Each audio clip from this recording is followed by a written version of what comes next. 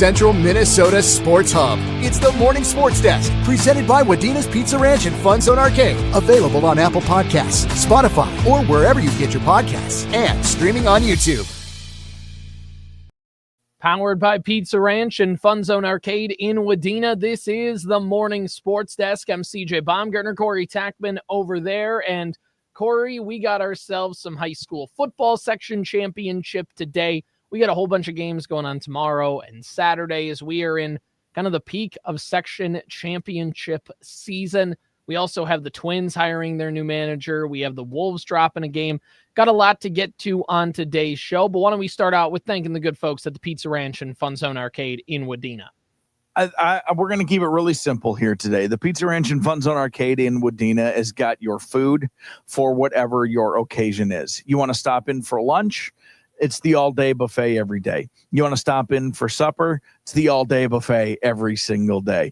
It's not just pizza. It's the chicken and the mashed potatoes. It's the great salad bar waiting for you. It's the breadsticks and the dessert pizza. It is wings and chicken. Whatever it is that your heart fancies, the Pizza Ranch and FunZone Arcade has it for you. If it's in person, yeah. If it's for takeout, yeah, order, bring it home, and enjoy that great meal at home, maybe as you're taking in some section championship football or volleyball over the next few days. The Pizza Ranch wants to be there with you and be a part of it, whether you're there in person or they're there with you. The Pizza Ranch and FunZone Arcade is filling up your bellies with something delicious. Of course, the FunZone Arcade is a great way to spend some time, have a little fun, whether it's you, whether it's your kids, whether it's you and your kids together. It's just a really fun experience to be a part of. Win yourself a little prize or a big prize. Find yourself a mystery jersey, which we're always so thankful that the Pizza Ranch and FunZone Arcade helps provide to the Morning Sports Desk on occasion. But hooking you up all the time. Thursdays are wing night. They're delicious. The honey hot wings, hot honey wings. I always say it backwards. I can never remember which one it is. They're my favorite wings. It's hot and there's honey. That's all you need to know. And they are so good. On a Thursday, go gobble them up. Pizza Ranch and FunZone Arcade in beautiful downtown Wadena. All right, Corey, Section 5, 9-man football tonight from Brainerd High School, continuing our coverage of section playoff action. Playoffs? Don't talk about playoffs. You kidding me? It's Bertha-Hewitt versus Cromwell-Wright Area. The Bears are the 2 seed coming into this matchup. Cromwell-Wright Area is the 1. Both teams come into this game with 9-1 records. The one loss for Cromwell-Wright Area was to Mille Lacs, and that came a few weeks ago. But the Cardinals got their revenge against the Mille Lacs Raiders by beating them in the section semifinal game in Cromwell on Saturday. Bertha-Hewitt, on the other hand, their one loss on the year was to this Cromwell-Wright Area team. And I should say, by the way, the Cardinals technically have 8 wins, not 9, because they had a first-round bye in the section playoffs. But either way, both teams come in with 1 loss. It was a 26-20 loss for Cromwell at Mille Lacs on September 12th. And then for the Bears, they had a loss to the Cardinals on October 3rd. It was 36-20, the score from Bertha just a few weeks ago. So now we get ready here with this October 30th matchup between the two teams. Bertha-Hewitt comes in with a 39.6 QRF. It ranks them 7th in all of Class 9-man. For Cromwell, they come in with a 43.2 QRF, which ranks them 3rd in all of the class. It was a 23-6 win for the Cardinals against Mille Lacs on Saturday in Cromwell. And for Bertha-Hewitt, their playoff run started with a 38-6 victory over McGregor on Tuesday night. Then on Saturday night, they got a victory against Ogilvie, 26-22, setting up this rematch with the Cardinals and the Bears. Interesting side note, as I was talking with Bertha-Hewitt head football coach Jared Humberg, getting ready for the pregame interviews and things like that, and he was talking about how Cromwell-Wright Area is going to have their quarterback back who didn't play against Bertha-Hewitt. He said they had a combination of two of their kind of backs and receivers kind of kept trading off every other drive And he said they're more, they're obviously like better athletes because they're backs and things like that. But he said this quarterback that's coming back, even though he may not be as athletic as those guys, he's a little bit better, just kind of a passer. He's able to throw the football a little bit better. And it'll be an interesting matchup to see. Bertha-Hewitt struggled a little bit against the pass when they played Ogilvie. But that being said, Ogilvie had a couple dudes who were huge and could just box you out and catch the ball anywhere. So it'll be interesting to see how that matchup takes off. For Bertha-Hewitt, they're a team that wants to run the football. Obviously, you have guys like Dylan Day. You have Bartle, who's going to run the football a little bit. You have R.J. Bostic, who mixes in there as well. Bertha-Hewitt's got 3 to 5 guys on any play who can run the football and tote the rock. They want to really, Corey, as you've seen, they want to bring you all in. They want to be super tight, which allows them to kind of get to the sidelines and play that game as well. And it'll be just interesting to see. Dylan Day had over 100 yards and a couple touchdowns last week. Bartle had a touchdown with almost reaching the century mark. So those guys got going, and they kind of really just want to get to the sideline and kind of get 5 to 6 yards at a time that way. And if they can do that, they're going to have some success. They like to mix it up, running the football up the middle a little bit. But overall, that's going to be kind of the game plan for Bertha-Hewitt. And if you look in the passing game with Becker, their quarterback, they had 1 pass completed on 5 attempts, roughly. But that 1 pass completed was a 76-yard touchdown to pull them back in the game in the fourth quarter. So a lot of things kind of to take place here. But for Bertha-Hewitt, when these two teams played a month earlier this month, Bertha-Hewitt was right in there. But the thing is just big plays. Cromwell-Wright Area was able to rip off a couple big touchdown runs over the course of the game that kind of just allowed them to run away. So the biggest thing is we kept them bottled up except for those kind of gash plays. So if we can prevent them, if we just take one of those off the board, all of a sudden it's a closer game. And if Cromwell-Wright Area got a score right before the half in their first matchup, that kind of tipped the scales because the Cardinals got the ball back to start the second half. And just things like that where it's like the score looked like Cromwell took care of business. But I think if you would ask fans of Bertha-Hewitt, they say, hey, we were right in that football game. And there's no reason to think that if we play the way we did, especially in that second half against Ogilvie, that we can't compete with this Cromwell-Wright Area team to try and get to the state tournament. All right, so I have a couple more questions on this. One of them, we're going to continue the professional play-by-play radio broadcaster perspective, and then I have a follow-up in a little bit. So what is Cromwell-Wright then? Are they now with this quarterback, their athletes are in playmaker. Are they athletes? Are they big and strong and punch you in the mouth? What are the Cardinals like? What are they bringing to the table? Well, it's kind of tough to read, obviously, because they had some injuries, right, with the quarterback, and they had some things like that where it just kind of messed things up a little bit. So it's tough to get a read on what this Cromwell-Wright Area team is going to be, but obviously they're going to be a team that's going to want to run the football. They're going to, especially in 9-man, they're going to be a team that's going to want to try and tote the rock a little bit, but they do have their passing game. If you look at their running game, Bram Jordan has been their leading rusher with 96 rushing yards per game on average. Lane Gervais has 74 rushing yards per game. Drew Nyberg, about 50 rushing yards per game. Yards. Right. When they come to the receiving game, they have Lane Gervais, who has 52.8 receiving yards per game. Drew Nyberg, 52.2. In total touchdowns, Lane Gervais, 20 total touchdowns. Drew Nyberg, 14. Bram Jordan, 11. So they're balanced. They're a football team. Because I mean that you're talking almost 200. You're talking about 300 yards of offense a game. Right. 100 of it on the ground, and they've got 2 receivers who are averaging 50 yards a game. That's ridiculous. Right. And the other thing this Cromwell-Wright Area team is able to do, they're able to take the football away, right? So if you look at the way the team has been stacking up, they have Lane Gervais has 5 interceptions on the year. Drew Nyberg, 2 interceptions on the year. Aaron Corpola, 2 interceptions. So this is a team, and then they have a few different guys who have fumbles recovered as well. So, but basically the point to say is that this is a team that can take away the football and score on you. And the thing that Bertha-Hewitt, they didn't have to deal a ton with the passing attack. They're going to have to deal with that tonight. So it's going to be limiting those big plays, and the passing game is where you could potentially see that. And that's where, again, this has been a quarterback for Cromwell-Wright Area in Brendan Groner that is, if you look, again, small sample size, he missed a few games throughout the year.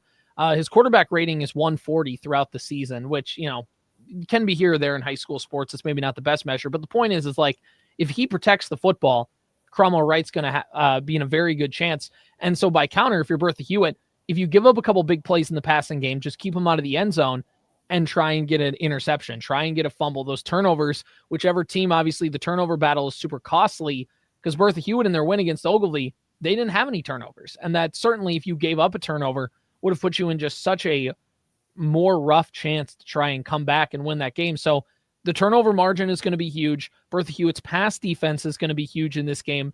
And Bertha-Hewitt just keeping pace offensively will be the thing. Cromwell-Wright Area is the defending section champions. They're the 1 seed. They beat Bertha-Hewitt earlier in the year. They're coming into this game as the favorites. Bertha-Hewitt gets to be the underdog. And, talking just with the vibes around Bertha-Hewitt football, not so much, the coaching staff, although maybe they would agree with this, but just the fan base in general is, hey, we thought we had a chance to get to a section championship game. We did. And now this is kind of house money. Like, the pressure's off for us. Talking with Coach Humberg, he said, I think beginning of that Ogilvy game, guys were a little tight and they needed to get into the groove of the game. They were favored. They were playing a team that had the capability to beat them and, kind of took it to them at the beginning of the game. And they responded. They were able to kind of keep their heads throughout and still have a chance to win. So now as you get to play loose in the sense of people aren't expecting you to win this game anyways. So go out there, play loose and see what happens. All right. So good professional play-by-play radio pro answer. Yep. And I agree with all those things. Now you're a Bertha-Hewitt alum. It's been a while since Bertha-Hewitt football has done anything, in my estimation, since I've been here and got here in 2013. Bertha-Hewitt football has struggled. It's a big turnaround year. So let's be a Bertha-Hewitt alum for a second. It's pretty cool, right? Oh, super cool. The stat I keep bringing up, and maybe people are tired of me saying this, but I think it's just super cool. The last time Bertha-Hewitt played in a section championship game, their head coach, Jared Humberg, was the quarterback. Like, that's how long it's been. And for them to get to turn the program around and put in a good spot, they've had good seasons here and there. They've had opportunities, but nothing like this where it felt like, hey, we have a chance to get to a section championship game. It was always Underwood's really good and Verndale's really good and Hillcrest Lutheran Academy's got a chance and Nevis is a state championship caliber football team. Like, all of those things have been in there. And this is a year where things opened up where it's like, hey, actually we have 9 seniors on this roster. We feel like things are in our grasp to have a good season. And they did. And they're playing with house money tonight, but also, I mean, they're not dead men walking. There's a chance that they go in there and win this game. There's a good chance they go in there and win this game and play well with the Cromwell-Wright area team that will be ready to play. They are going to be ready to do stuff, but also, like, there's no reason, the way that they've showed and put together good games this season, they beat Mille Lacs, a team that did beat Cromwell-Wright Area. You beat Ogilvy, a team that ran with Cromwell-Wright Area. You beat Ogilvy twice. You have some good wins on your resume against good programs, and there's no reason to think Bertha-Hewitt can't come in, compete, and win this football game. And it's so fun to see everything happen like that and everything come together. And just to have a fall like this where people get to be excited about it and go to the championship game. And, in my limited experience, I'm not talking to everybody in the Bertha-Hewitt, Eagle Bend surrounding metropolis, but people are really excited about this, as they should be. And it's just so fun to see. And it's awesome. So yeah, I'm hoping for a really good game tonight, and I'm hoping my alma mater comes out on top. Well, I think super cool to call my alma mater in a state tournament game. I got to do it once with Bertha-Hewitt Verndale in the consolation bracket for state baseball a couple of years ago, but to get to do this would be really sweet. Yeah, I think there's a couple of things that ring true. One of those things is it's different in your community when your football team is good. It's not just a school energy. It is a community-wide energy when the football team is good, and football affects the town and the community more than any other sport does. Now, there's arguments to be made for what basketball can do, but that only happens in towns where their football teams are co-oping with someone else. You know what I mean? So there's just this football experience within the community that rallies the troops better than I think any other sport does, which is fun. The other thing that's important to mention here is you talked about Cromwell-Wright and how good they are and how good the Cardinals are and have been now for, I don't know, I mean, ever since our area teams, Sabika, Verndale, Bertha-Hewitt, have moved from Section 4 to Section 5, and they've moved going east, or however you want to say it. They've been good. This Cardinal team has been good. But what's important to remember here for Bertha-Hewitt is, you mentioned they're playing with house money. They're playing in the section championship. They thought that was a possibility. This is really fun. But the Bears are good. It is not just a we're happy to be here sort of situation. Right. Bertha-Hewitt is good at football. This is a darn nice football team. And I know you know that, and I know you said that, but it isn't pretend that they're there in this section championship game. It isn't like an accident. It isn't any of those things. This Bears team is nice. This is a nice, solid, sound, foundational, we just play football the right way kind of team. They're fun to watch. It's super fun. And it's things where, again, for a program in Bertha-Hewitt that's had, not every season has been a 2-win season. They've had a couple of years where they've been 500, a little bit above, but to play in a section championship game is just a different level. And it's a huge building block for what Coach Humberg has done, because again, as I'll point out, when those seniors were freshmen, they didn't win a game. And it's so easy as to get disinterested and be like, well, we're just not going to be any good at football. I'm going to focus on basketball. I'll still play football, but whatever. I'll play it just to keep busy and we'll move on and things like that. We're not going to be any good. So what's the point? And it's really easy to have that, for lack of a better term, apathy set in on a program. And credit to Coach Humberg, credit to his coaching staff, credit to the, whoever else deserves credit in that. They kept everybody interested. They kept everybody ready to go. They kept people on their plans, and they have 9 seniors on their roster. And the thing that every football coach will tell you, and I've said it all playoffs long, football is a senior-driven game. The more upperclassmen, especially seniors you have on your squad, especially in these small towns, it matters so much. You want to look at White Parker's Prairie. I mean, they're doing the same thing. Their coaching staff is great. They have great players. You know what they also have? Last year, they had 15 seniors. This year, double-digit seniors again. They're good. And they've been good because they've had upperclassmen throughout this program in important, high-leverage spots. And, you could point to other football programs. Nevis, obviously, who had success. Otter Tail Central, who had success. Other ones. But they had a group of seniors who didn't win a game in Bertha-Hewitt when they were freshmen. And that was one of Coach Humberg's first years. And it's really easy just to go, well, what are you going to do?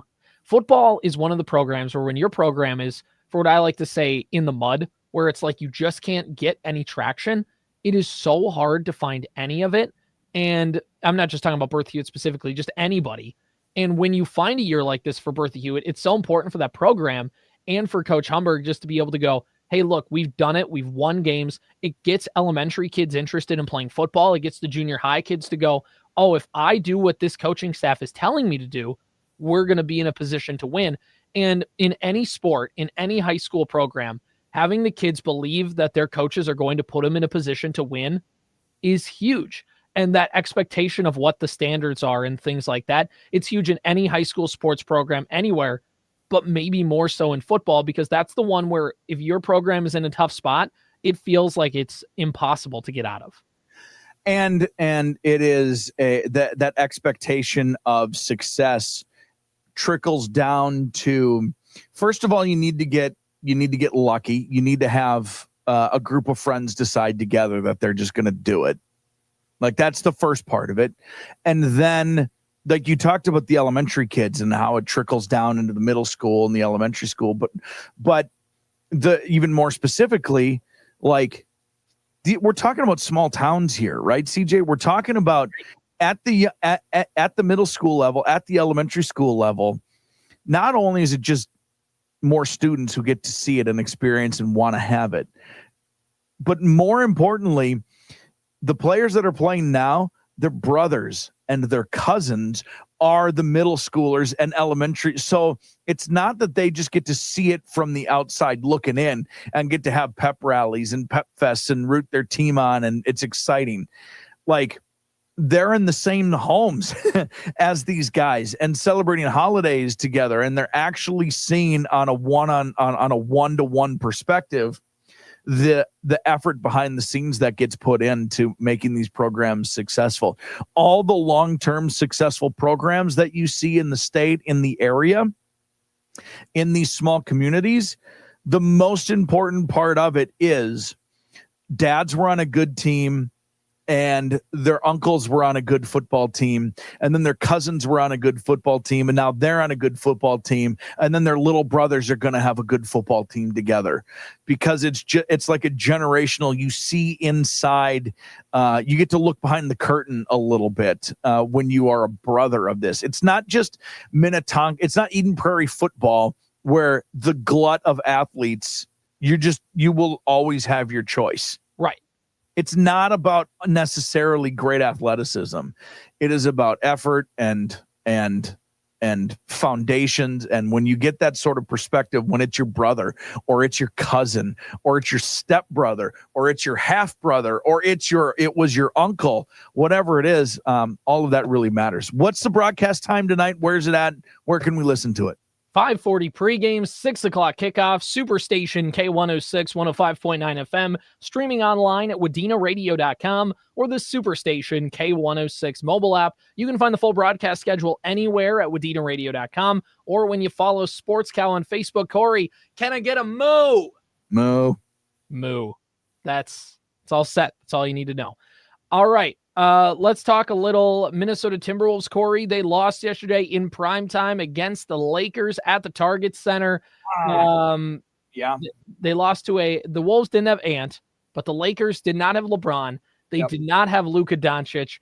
And I think the general vibe from Twitter, from beat reporters, from just the NBA consensus is that this is a game where the Wolves played with their food all night long and they got bit.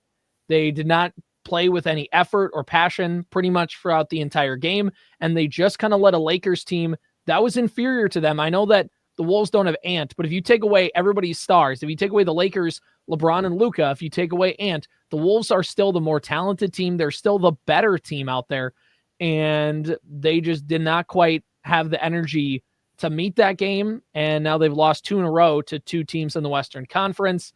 It's not, obviously they're 3-4 or whatever it is, 2-3 they're 2-3 now. There's still plenty of season left, but just one where it's like, again, these games, it's no panicking over games in October, but also when you get to April and you're trying to jockey for position in the West and you go, nah, man, that game might've been really important to win back in October.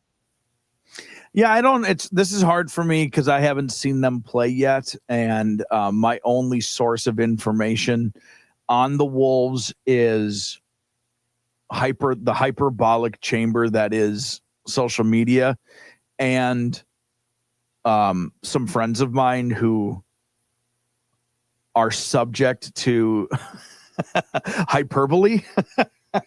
It is their natural demeanor. So I don't know. I don't know enough about what they are this year, what they're doing. You don't like losses. I don't want to be the guy who breaks it down that simply. Losing a game. I will say this though about the Lakers game. As I was scrolling through social media, it was as positive as it could be, because the Timberwolves took the lead with 10 seconds left. And it was Timberwolves social media couldn't have been hotter than it was with 10 seconds left in that game. And then Austin Reeves hit a buzzer beater, and it couldn't have been more negative. So the way Rudy Gobert played defense on that play. So my question is, what's the answer? What is it really? Are the Timberwolves back because they got not a buzzer beater, but a potential game winner with 10 seconds to go? Or are the Timberwolves slouches because Austin Reeves is on a career heater right now? He scored a career high in their previous game and went absolutely ballistic. So that would just be my only question here is the Timberwolves are 10 seconds away from everybody being like, they're going to be just fine. And then 10 seconds later, it's over. I just don't. Tell me what is the real thing. I don't know. I haven't seen them yet. I can't give you an opinion, but I know that it's somewhere between the Timberwolves are back and contending and the Timberwolves are over. It's somewhere in between those two. Well, first of all, on the Reeves thing, God forbid a white boy get a little motion, you know?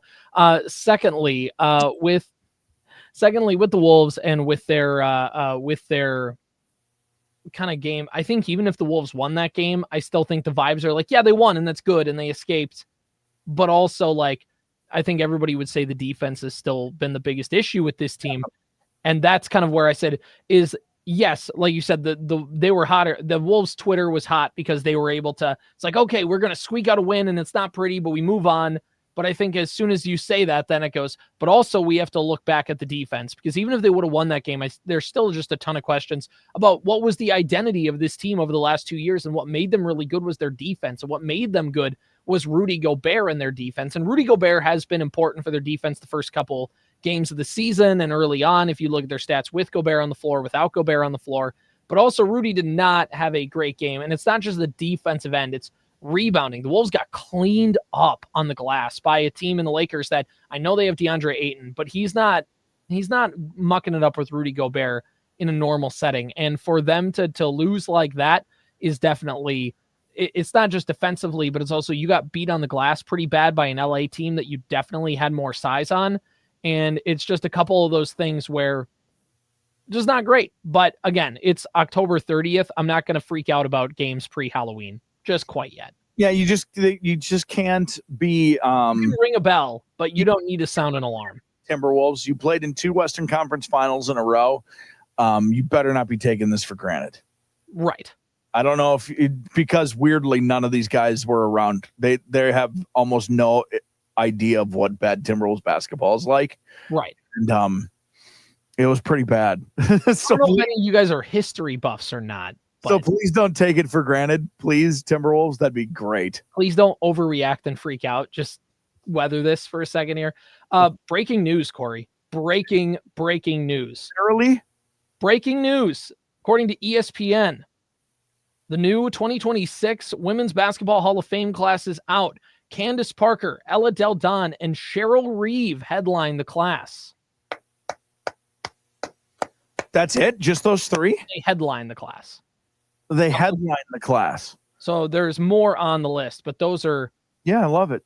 I have Elena Delle Donne was awesome, and Candace Parker was awesome, and Cheryl Reeve is the best coach in WNBA history. Yeah, fair to say. Other players inducted on June 27th include international stars Isabel, butchering the slam, Fajowski of France. Not even going to try it. Not even going to attempt. I would have found a name I recognize, but good job for trying. Amaya Valdemoro of Spain. Kirkwood Community College coach Kim Mole and Barbara Kennedy Dixon will also be inducted, as well as ESPN announcer Doris Burke. Oh, nice. And that's the list. Okay. Good. So, I like that.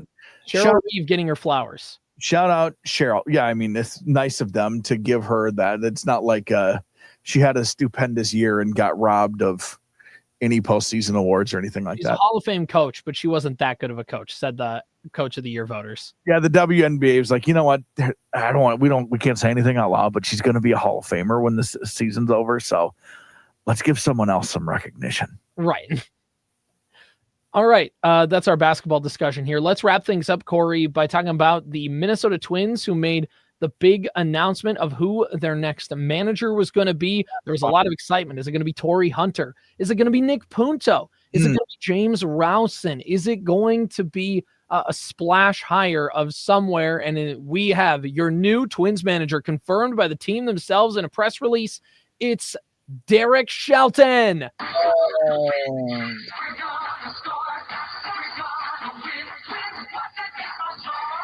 And everybody in the world in Twins territory went, who? Derek Shelton, if you don't know, was the Pirates manager from 2020 to about May of 2025 before he got fired for their team having a 12-26 start to the year. Derek Shelton was the manager in Pittsburgh, but before that, he was the Twins bench coach in 2018 and 2019. So he actually was hired by Molitor, and when Molitor was fired, he was one of the front runners for the job that eventually went to Rocco Baldelli. He was the Twins bench coach for a year. They hit 1 billion home runs, and he goes to take the manager job of the Pirates. Now it comes full circle. And Corey, wasn't there somebody on a previous show that said, I think the Twins would just love to hire Derek Shelton? Receipts, prove it. Until you can prove it, it didn't happen. But I knew it. I mean, basically, this is, here's the thing. I think if we just look at Derek Shelton on the merits, it's a fine hire. It's not awful. It's not splashy at all, but he is a big league manager. He's a coach that's familiar with the organization. I know that Byron Buxton is the only Bomba Squad guy left, but he's familiar with the organization as a whole. He's got a lot of respect from the front office. He's got a lot of respect from the team, and was a very important assistant coach on that 2019 team, who is very influential in kind of that veteran-led team of, he told guys like, don't come in early. Like, we're ahead, we're good. Let's, like, they famously are the group of like taking naps, and like guys didn't need to show up to the ballpark super early in 2019. He was one of those guys that was big. He was an influential presence on that team. He's well-liked. He's a baseball guy. Whatever. There's a lot of that on the merits that say this is a fine manager. It's okay. Where the problem is with actually hiring Derek Shelton, Corey, isn't so much about Derek Shelton himself and just more the Minnesota Twins. Because if you look at Derek Shelton in and of itself, he was a guy who got fired from Pittsburgh, which was a team that had constant uncertainty with their front office, young talent, but the team that needed to be invested with veteran help via free agency, and whose ownership would never give it to them because they were being cheap. So now Derek Shelton goes to an organization where the front office's job is uncertain. Ownership won't spend. There's some young talent, but they need to be helped out by acquiring any kind of major league free agent veterans to help solidify the team. Derek Shelton already proved once he couldn't overcome that. Maybe he's learned something, but he literally is going right from one to the other. This more talks about an organization, the Twins, that is just going to keep doing the thing they were going to do. Remember, I said this entire time, and I've said it since 2022 when people really started to call for Rocco Baldelli's head pretty much every single time the Twins lost a game. And it was, fire Rocco, get him out of here. And I went, guys, if the current front office is going to stay in place, they are not going to hire somebody much different from Rocco Baldelli. And they're literally not hiring anybody much different from Rocco Baldelli. You know what I mean? So obviously, when that announcement was made, it would be fairly uninspiring. Right. I think understate it all. And all of the things you said about him are absolutely true. And like the situation he was in, and he was not a guy who could overcome that sort of situation. And now here he is in the exact same situation. How can we expect a guy like that, who couldn't overcome it, to now overcome it? All right. That is, I think, the very appropriate gut reaction. I think I've come around on this a little bit, though, in that I feel bad for the guy. Like, here this guy is who went from a completely apathetic ownership and fan base to be hired on into a completely apathetic ownership and fan base. Like, we're talking about an entire fan base right now who is like, screw this team. More importantly, screw the owners. And now by proxy, screw you, Derek Shelton, too. Like, this, the stuff that is the fault of the Twins right now has nothing to do with Derek Shelton. I actually kind of feel bad for him. Now, he knows what he's getting into, whatever. My question to you, and maybe it's rhetorical, I don't know what it is. I don't know what sort of question this is.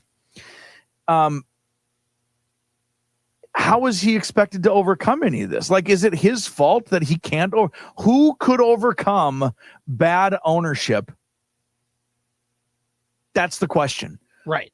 Overcome, like I much like we talked about with Rocco, like there were times we had conversations of like, is it his fault or is it not his fault? We don't know the answer to that, because this is a mess of a franchise from the top down.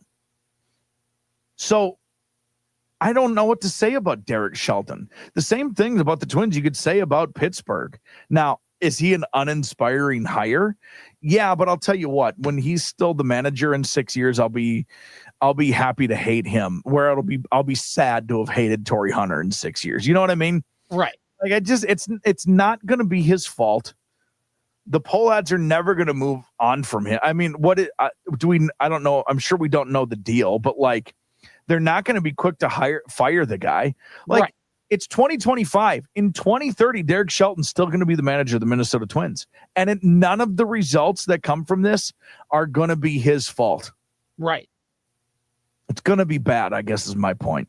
Right. And this all is incumbent upon the front office fixing the issue that they've had over the last few years. And hiring Derek Shelton just basically is we are just operating under our assumption. Now, there's a couple ways to look at that.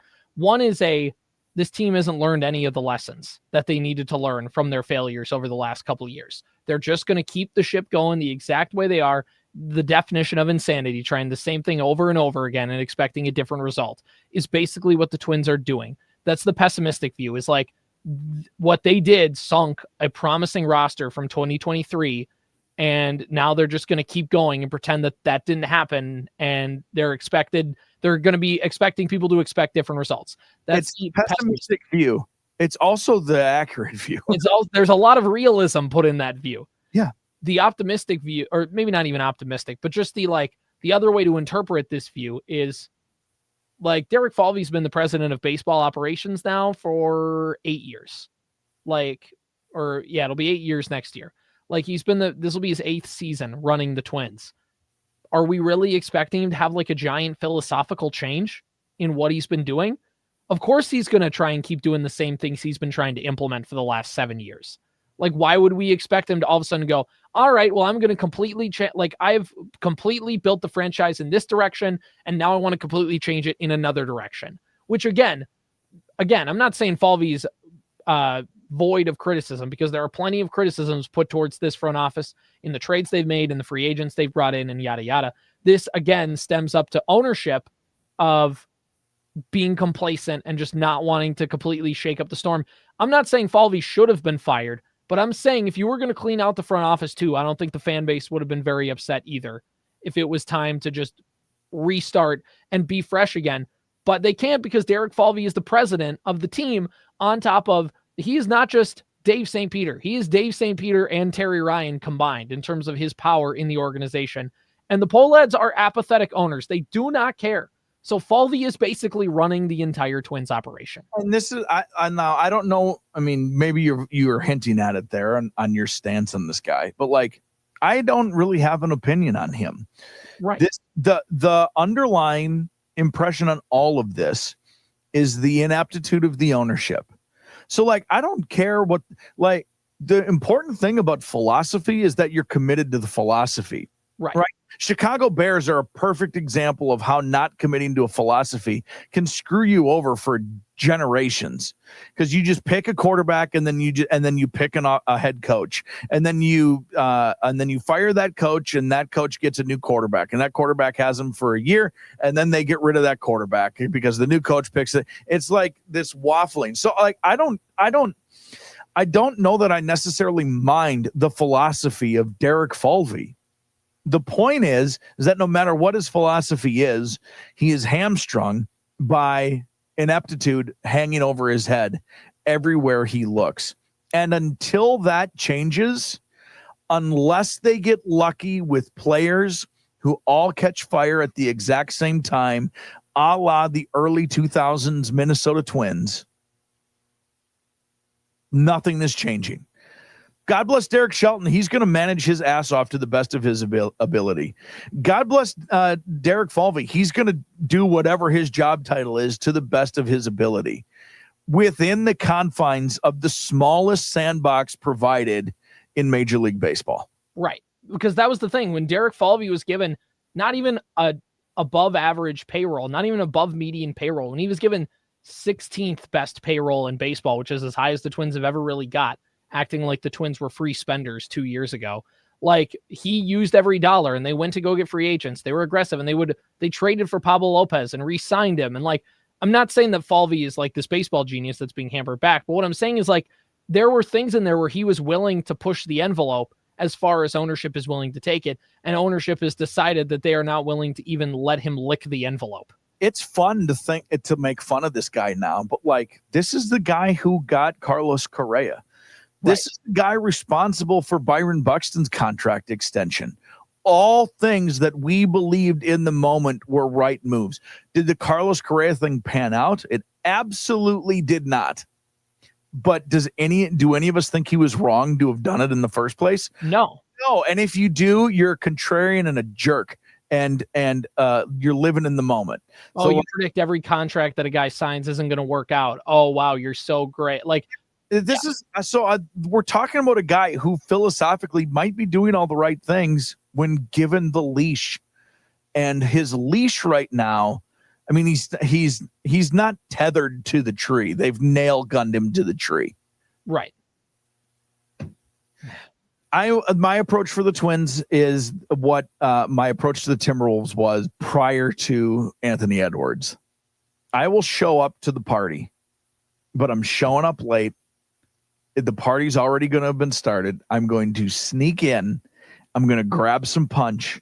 And the second it gets weird, I'm going to look at my watch and be like, I probably shouldn't be here. And like, I got somewhere better to be. Until this party proves to be a banger. If you don't play Yeah by Usher in the first 20 minutes of this party, I'm out. Right. You just had to make your own wedding list. Like, and it's not very good. I'm going to go home, play YMCA, you know? So anyway, a lot of, let me put it to you this way. Nobody's going to be playing Go Twins Go at a lot of things. If you give me the Kids Bop version of anything at this party, I'm out. Just for that, you're getting the Kids Bop version of Gangnam Style on repeat in a room by yourself. Yep. This is the one last thing, and this doesn't need to be a diatribe. This is just something to think about as we exit for today's show. Is Derek Shelton getting a Twins roster where they cleared a bunch of payroll and they're sitting at like 80 million committed for next year or something like that? Are they going to spend even a little bit to like, okay, well, we cleaned house, but we're going to get one, not a lot, but we're going to get like one or two like competitive free agents into the mix to aid some of these young guys coming in. And we're going to give you not the same chance they had a few years ago when it came to payroll, but at least we're going to invest a little into that team. And how does that look? Or is it going to be what I think we're all fearing and probably is going to happen is Derek Shelton getting a pitching rotation that doesn't have Pablo Lopez and Joe Ryan on it?